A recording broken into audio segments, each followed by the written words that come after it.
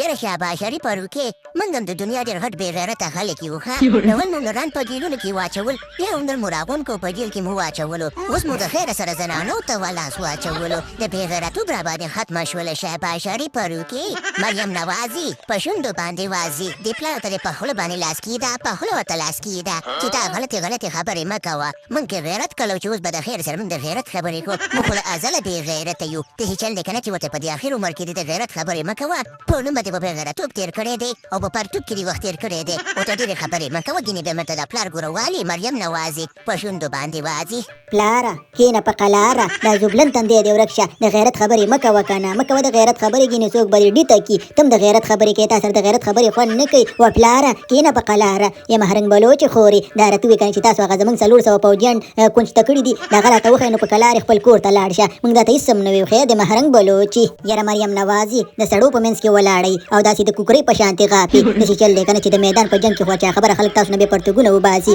او دلته راځي زنانه واړه یو کس ته کونه اوچتوئ تاسو لاړ شئ 400 نفرو سره په یو ټیم باندې جنګ وکړي تاسو به پته ولګېږي 400 پوځیان نشته په دې دغه کې به د خیره سره که زړم شمه که نه په دې جیل کې نو تاسو به 400 پوځیان څوک نه درکوي لکه څنګه چې افیا صدیقي په جیل کې زړه شوه داسې به زه هم زړه شمه خو 400 پوځیان موجیان نشته د دې نورو خیر مو غواړي و مریم نوازي د سړیانو په منځ کې ولاړئ د کوکرۍ په شانتې غاپې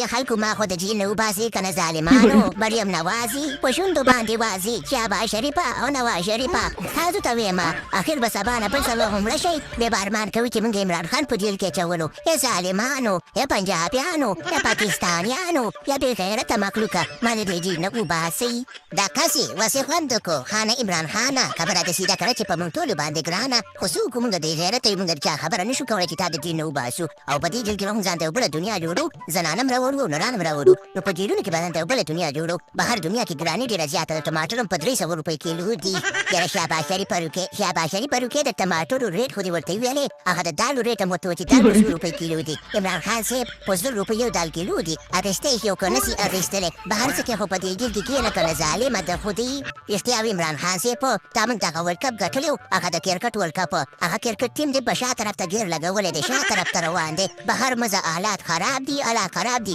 څوک به دې پټ کړي ګوره خلک مجبوره شوي دي